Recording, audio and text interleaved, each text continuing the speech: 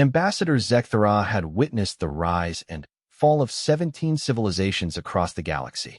Her crystalline form shimmered with the accumulated wisdom of 3 centuries, each facet of her diamond-like body reflecting the knowledge she had gathered from countless species.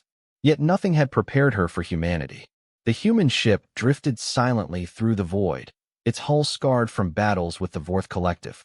Inside, Captain Sarah Chun stood at the bridge viewport, watching the approaching diplomatic vessel with tired eyes. Dark circles shadowed her face, and her uniform hung loose from weeks of irregular meals and constant vigilance. "Captain, the Kethari ambassador is requesting permission to board," announced Lieutenant Rodriguez from the communications station. Sarah rubbed her temples. The headache had been building for hours. "Grant permission. Have Commander Walsh meet them in Docking Bay 3. Zekthara materialized aboard the human vessel in a shower of blue light, her crystalline body adapting to the ship's artificial gravity.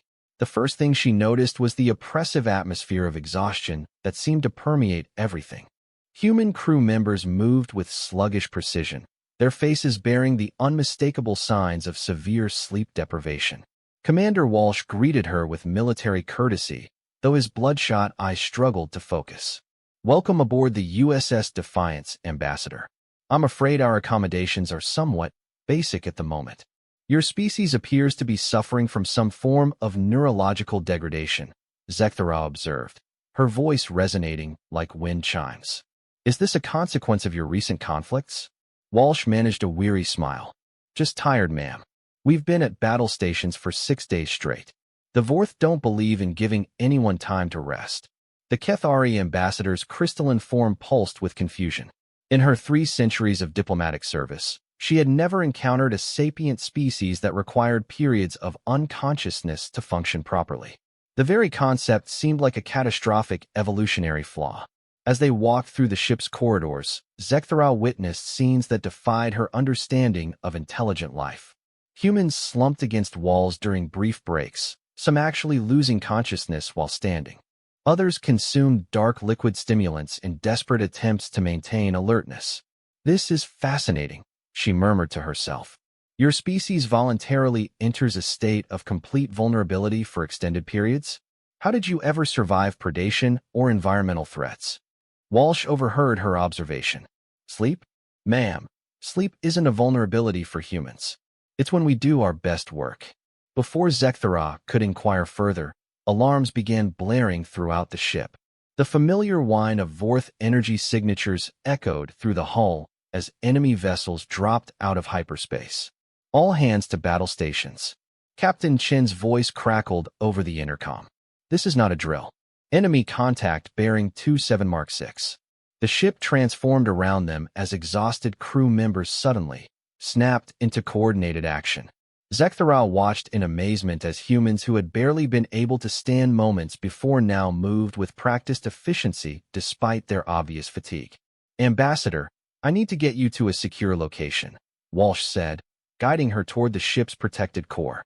Through the transparent aluminum viewports, Zekthara could see the Vorth battle formation emerging from hyperspace. Massive black vessels bristling with plasma weapons arranged themselves in their characteristic hunting pattern. The Vorth were known throughout the galaxy as relentless predators who never allowed their prey to rest or recover. "Captain," came the voice of the tactical officer, "we're detecting at least 12 Vorth destroyers and 3 heavy cruisers. They're jamming all communications and have cut off our escape routes." Sarah Chen's voice carried across the bridge with grim determination.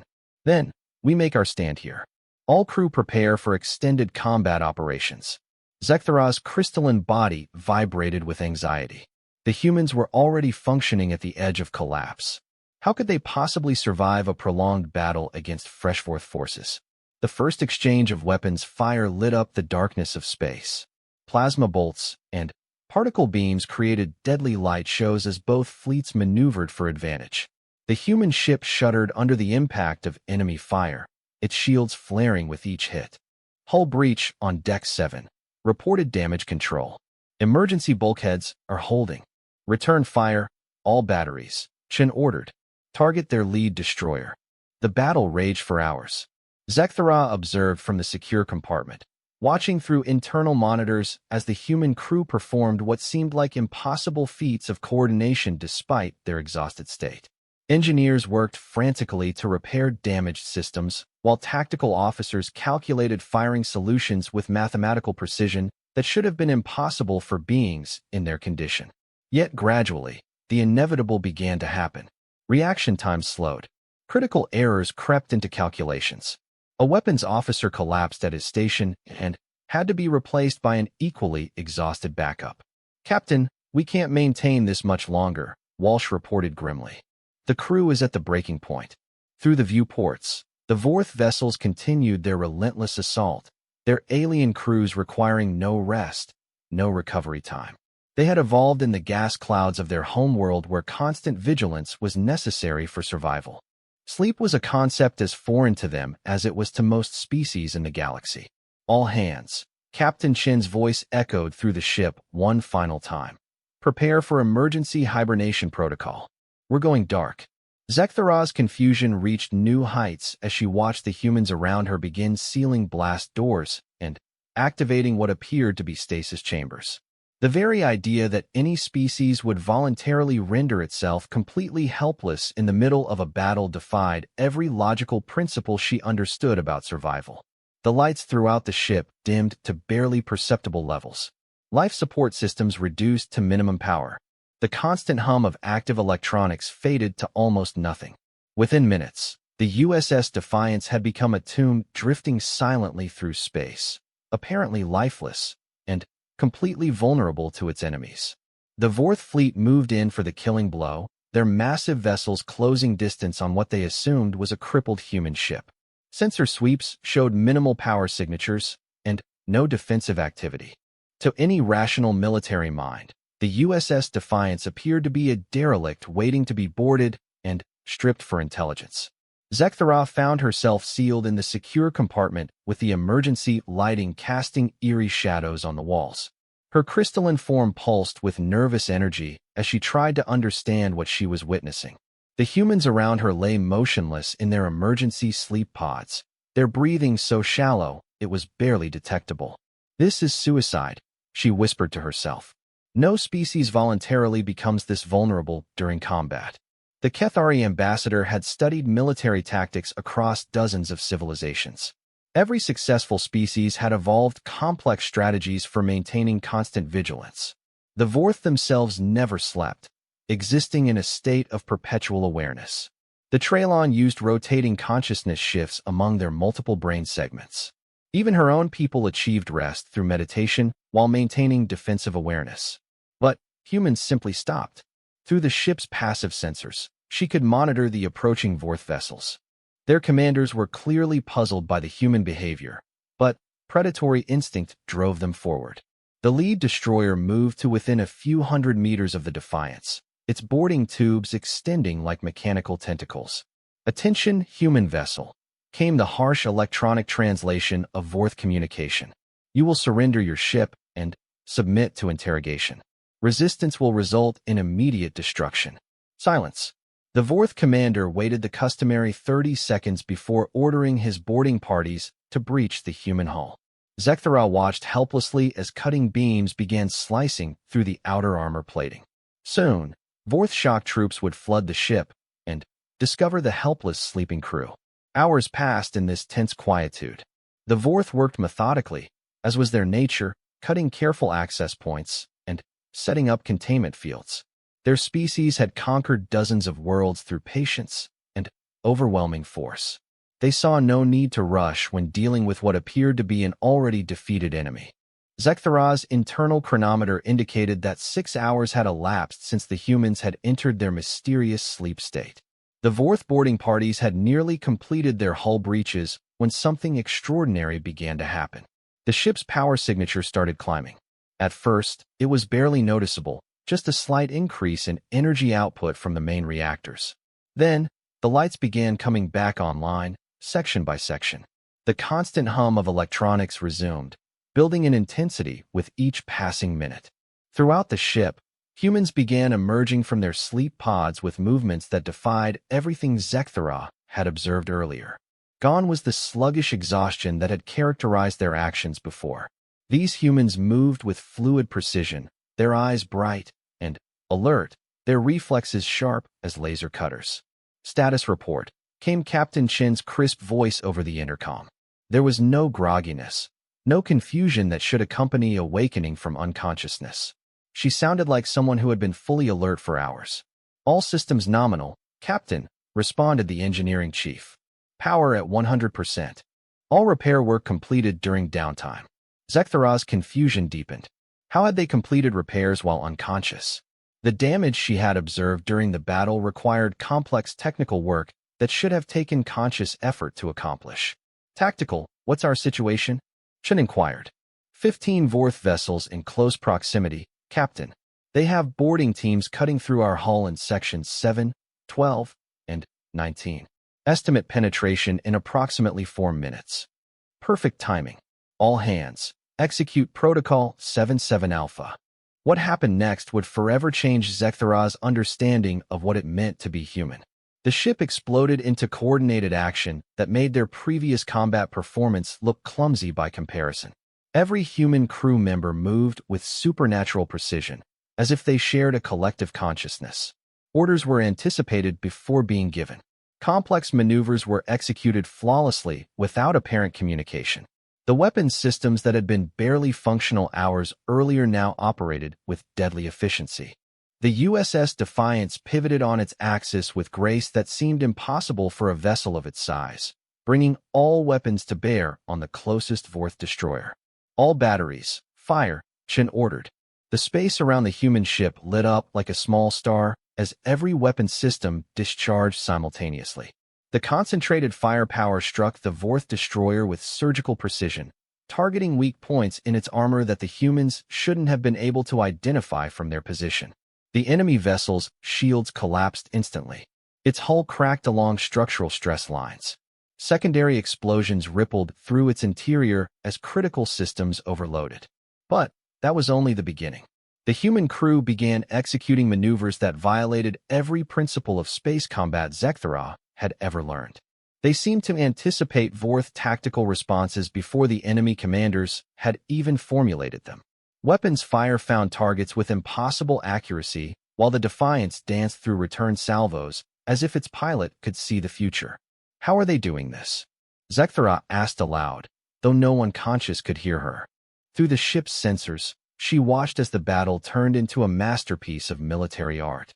The humans fought with the coordinated perfection of a single organism, each crew member's actions complementing the others in ways that created devastating synergy. A second Vorth destroyer fell to concentrated fire. A third found itself outmaneuvered and isolated from its support vessels. The remaining Vorth fleet, which had approached confident in their numerical superiority, suddenly found themselves fighting for survival against a single human ship. The transformation was so complete that Zekthara began to wonder if she was witnessing the same species that had barely been able to function just hours earlier. These humans displayed capabilities that seemed to transcend normal biological limitations. In the engineering sections, teams worked with mechanical precision to optimize power distribution and repair systems. Their movements were economical and purposeful, wasting no motion or effort. Complex calculations that should have required computer assistance were performed mentally with perfect accuracy. On the bridge, tactical officers processed targeting data and threat assessments at superhuman speeds. Their fingers danced across control surfaces with the fluid grace of concert musicians, each input perfectly timed and precisely calibrated. The Vorth boarding parties that had been moments away from breaching the hull found their cutting equipment failing as the humans implemented countermeasures with timing so perfect it seemed prophetic. Emergency force fields activated at exactly the right moments. Hull armor was reinforced just before impact points could be exploited.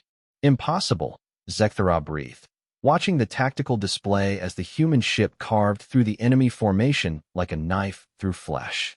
The USS Defiance moved through space like a living thing, its hull shimmering with energy discharge patterns that seemed to pulse in rhythm with some undetectable heartbeat.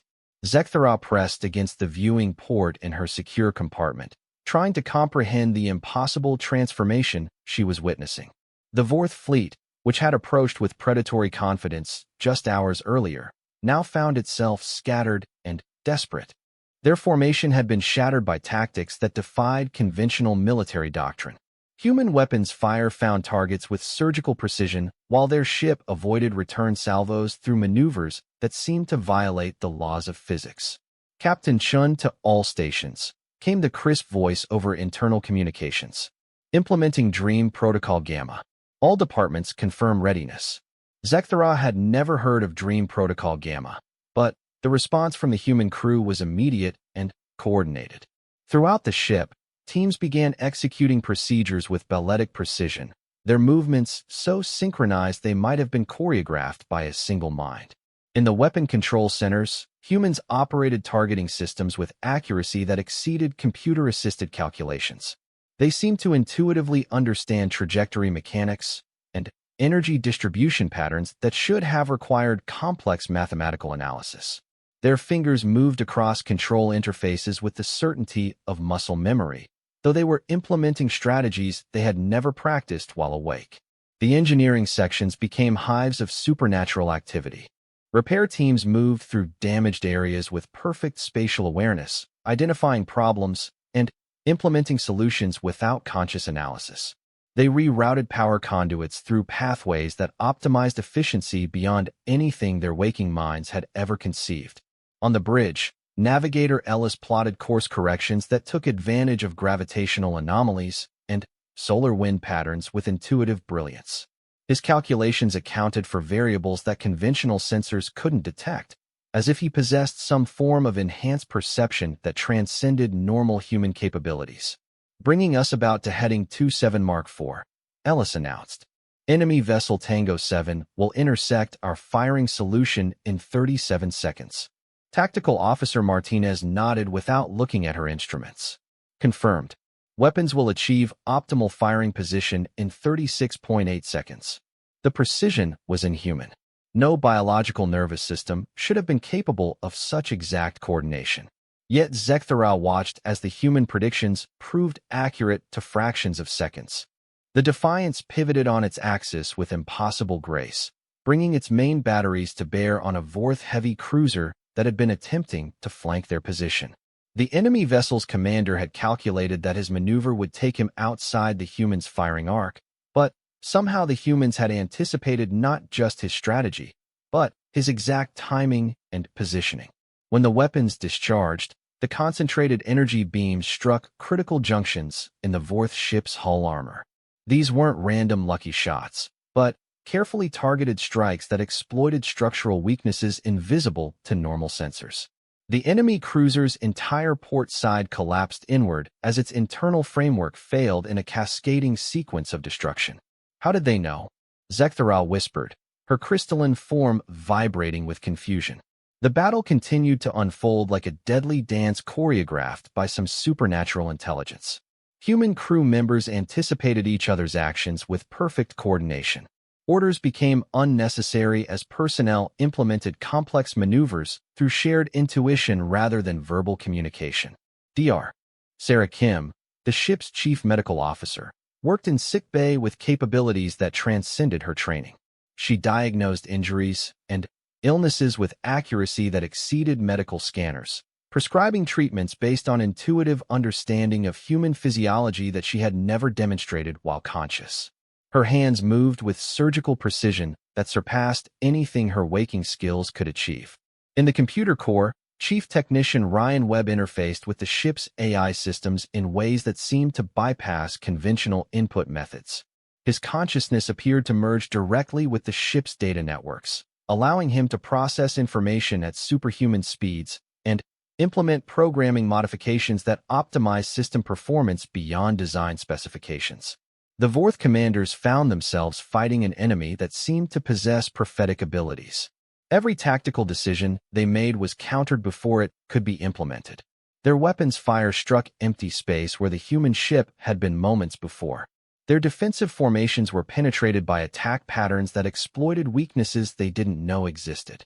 This cannot be natural evolution, Zekthara said aloud. her voice echoing in the empty compartment. No species develops such capabilities through random biological processes. As she watched, the human crew began implementing strategies that violated everything she understood about space combat. They used gravitational fields as weapons, redirecting asteroid debris with impossible precision. They manipulated electromagnetic fields to create interference patterns that blinded Vorth sensors while enhancing their own targeting systems.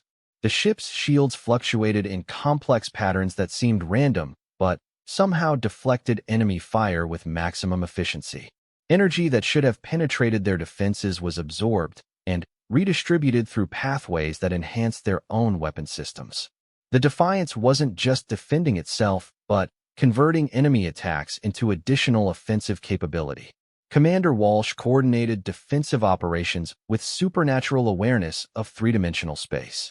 He positioned shield generators and deployed countermeasures with perfect timing, as if he could perceive incoming threats before sensors detected them.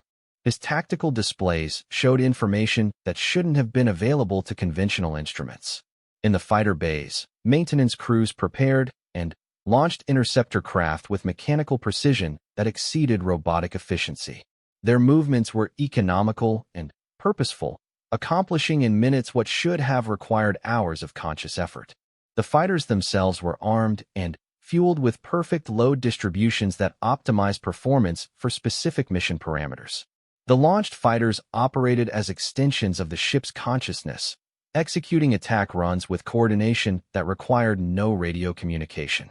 They moved in formations that maximized their combined firepower while minimizing exposure to enemy defensive systems.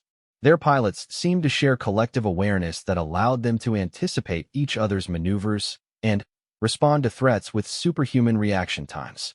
A fourth Vorth destroyer fell to the concentrated assault, its hull cracked open like an eggshell by precisely targeted strikes. The remaining enemy vessels began attempting to withdraw, but found their escape routes blocked by human fighters that had anticipated their retreat vectors. Incredible, Zekthara breathed, watching as the tide of battle turned completely in favor of the humans. The transformation wasn't limited to military capabilities. Throughout the ship, human crew members were solving problems and implementing solutions that surpassed their waking intelligence. They repaired damaged systems with innovative approaches that exceeded their training. They optimized resource utilization with efficiency that violated conventional logistics theory. The ship itself seemed to be operating beyond its design specifications, achieving performance levels that should have been impossible. Power output exceeded rated capacity without overloading systems. Structural stress was distributed through pathways that strengthened rather than weakened the hull integrity.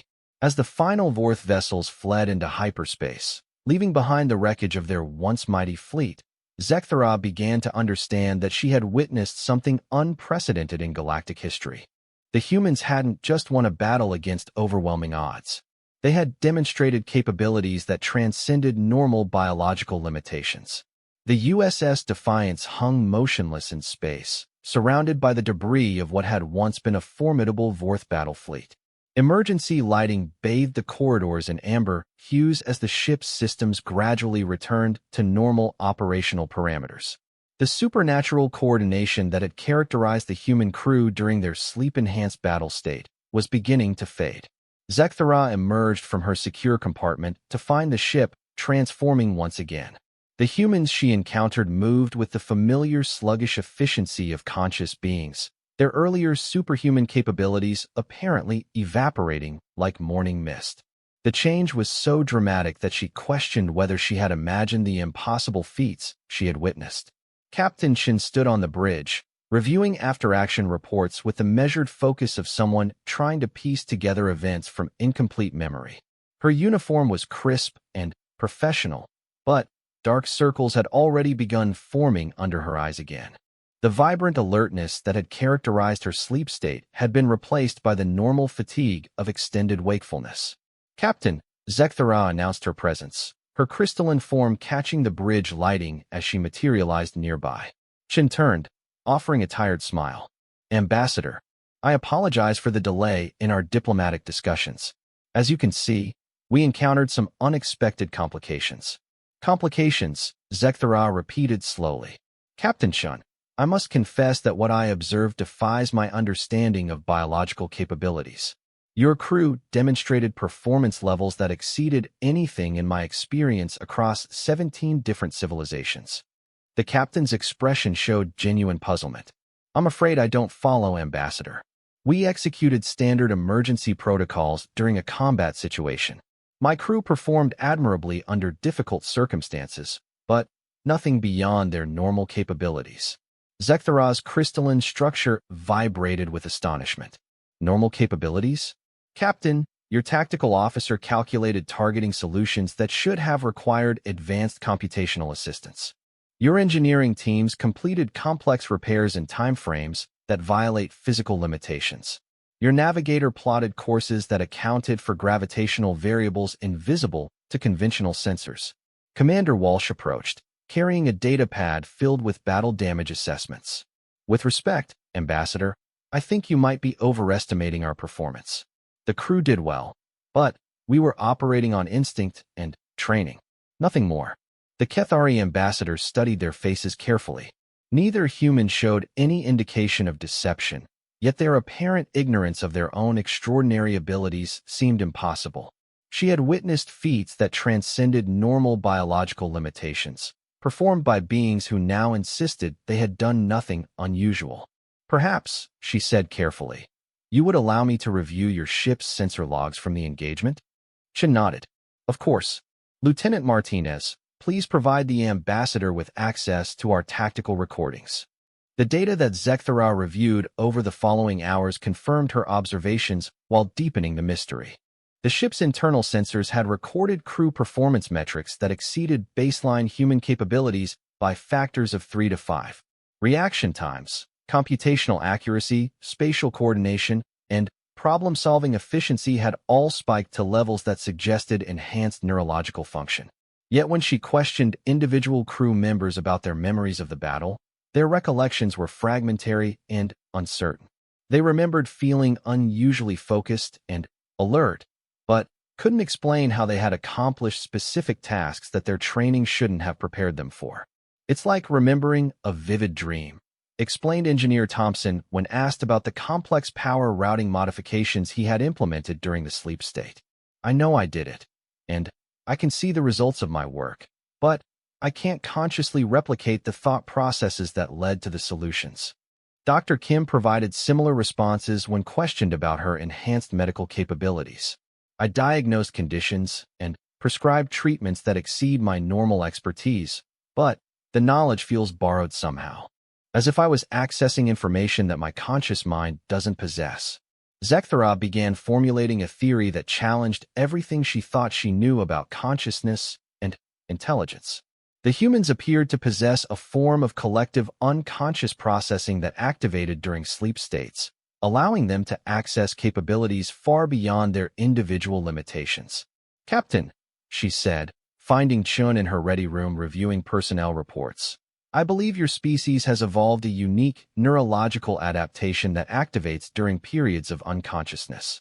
What you call sleep may actually be a state of enhanced cognitive function that allows access to collective intelligence networks. Chun looked up from her data pad with tired eyes.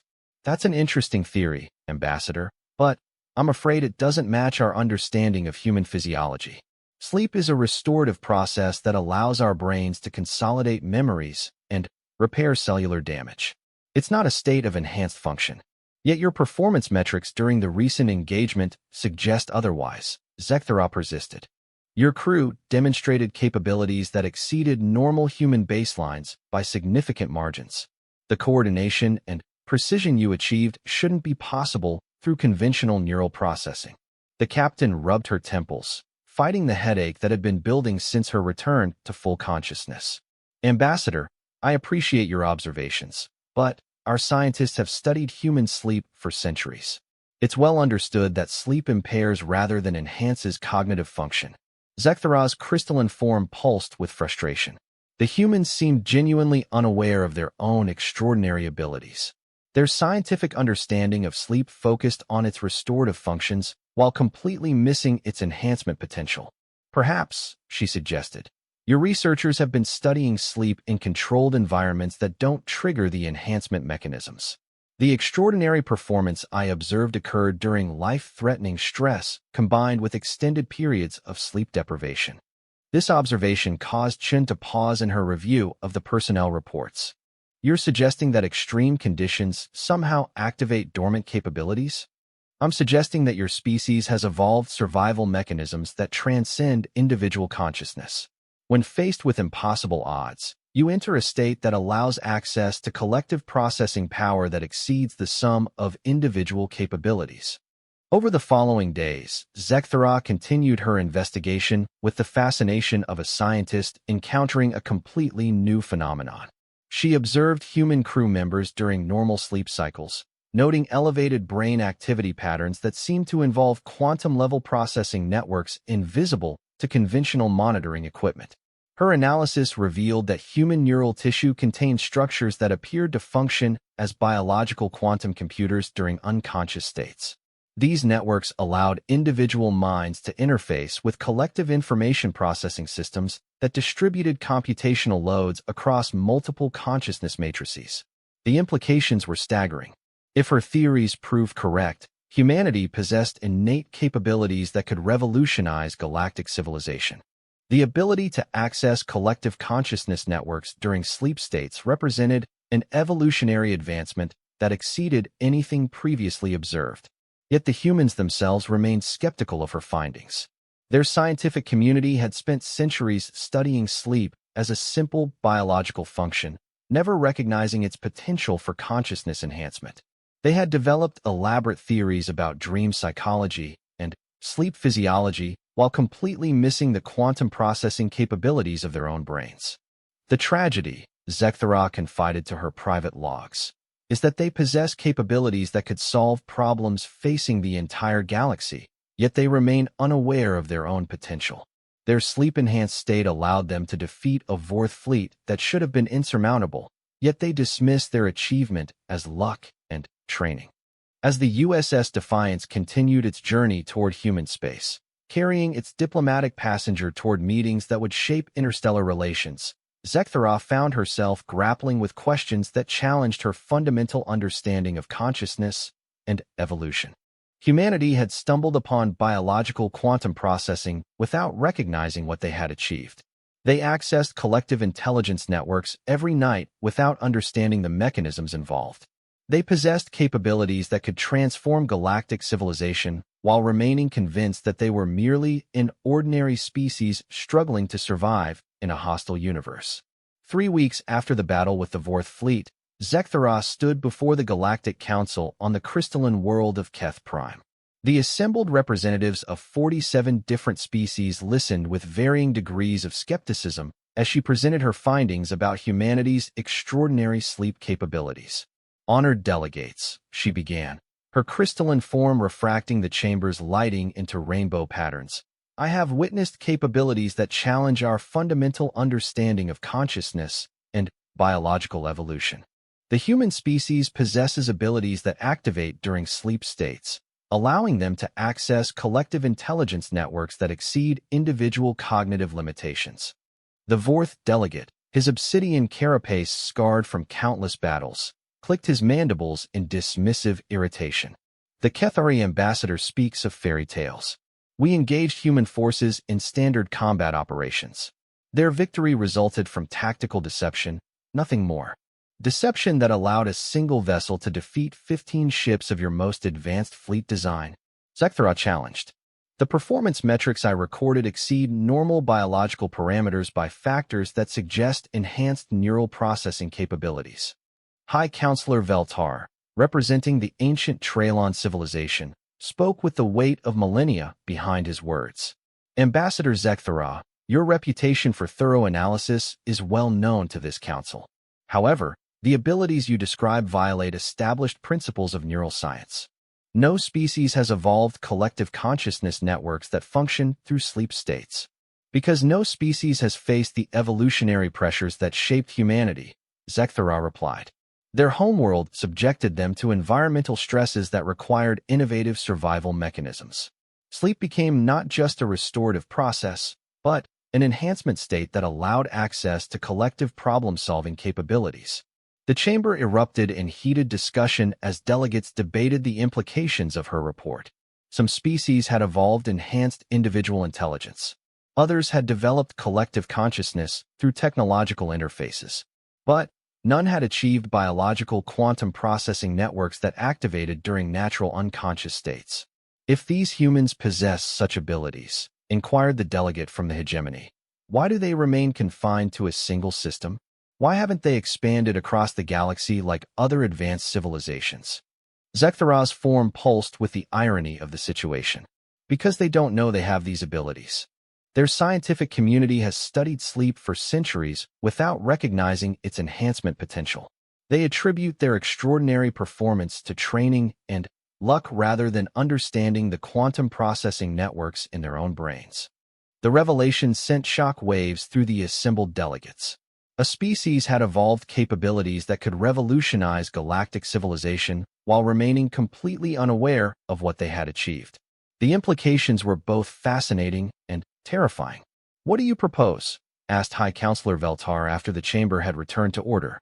"We face a choice that will define the future of galactic civilization," Zekthara replied. "We can attempt to study and exploit human capabilities for our own benefit, or we can help them understand their potential and invite them to join us as equals in shaping the galaxy's future." The Vorth delegate's response was predictable. These humans destroyed an entire battle fleet. They represent a threat that must be contained or eliminated before their abilities develop beyond manageable levels. "Their abilities are already beyond manageable levels," Zekthara countered. "The question is whether we approach them as enemies or allies. Their sleep-enhanced capabilities could solve problems that have plagued our civilizations for millennia." Over the following months, the debate continued across multiple council sessions. Some delegates favored aggressive action to prevent humanity from developing their abilities further. Others advocated for careful study and gradual integration into galactic society. A few progressive voices supported Zekthara's proposal for full disclosure and partnership.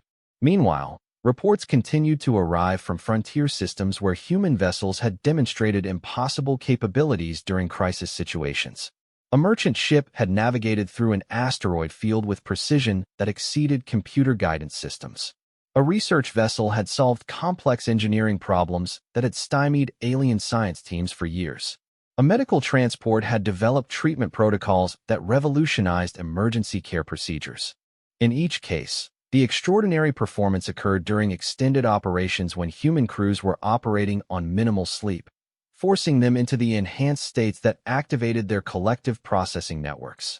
Yet the humans themselves remained convinced that their achievements resulted from training, experience, and fortunate circumstances. They're like children who have learned to manipulate fundamental forces without understanding the physics involved, Zekthara reported to the council. Every night, they access quantum consciousness networks that could solve galactic problems. Yet they wake up remembering only fragments of dreams.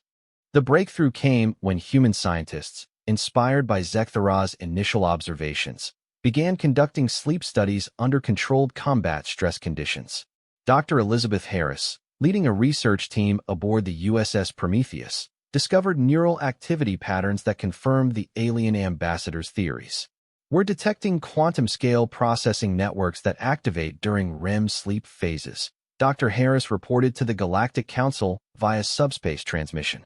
"The subjects demonstrate enhanced problem-solving capabilities, improved pattern recognition, and what appears to be limited precognitive abilities." The confirmation of Zekthara's findings forced the Council to confront the reality of human potential. Here was a species that had accidentally evolved biological quantum computers in their brains, allowing them to access collective consciousness networks that transcended individual limitations. "The question," High Counselor Veltar announced to the assembled delegates, "is how we proceed with this knowledge." The final vote was close, but the Progressive Coalition prevailed.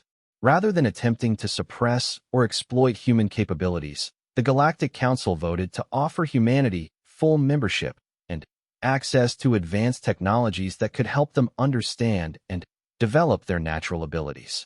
Zekthara was chosen to serve as the primary liaison, returning to human space with an offer that would transform the galaxy. She carried with her technological gifts that would allow humans to monitor and enhance their sleep state processing capabilities, along with invitations to join galactic research projects that could benefit from their unique abilities. "We stand at the threshold of a new age," she announced to Captain Chun and her crew as they prepared for the formal first contact ceremonies. "Your species has evolved capabilities that could revolutionize how consciousness itself is understood. You access collective intelligence networks that exceed anything we have achieved through technology alone." Captain Chun, finally, beginning to grasp the magnitude of what her people could accomplish, asked the question that would define humanity's future. "What do we need to do?" "Learn to sleep with purpose," Zekthara replied, her crystalline form shimmering with anticipation. "Every night, your minds touch networks that span dimensions we barely comprehend. Your dreams are doorways to collective consciousness that could solve problems facing civilizations across the galaxy." As humanity took its first steps toward understanding their true potential, the galaxy prepared for changes that would reshape the very nature of intelligence and consciousness. The species that had learned to harness the power of dreams would lead the way toward a future where sleep was no longer seen as mere rest, but as humanity's greatest gift to galactic civilization. The humans who had once been exhausted survivors fighting impossible odds had become the key to unlocking mysteries that had puzzled advanced civilizations for millennia. Their ability to access collective quantum consciousness through natural sleep cycles represented an evolutionary leap that would define the next chapter of galactic history. And it all began with an alien envoy who was shocked to discover that humanity's greatest strength emerged from what every other species considered their most vulnerable state.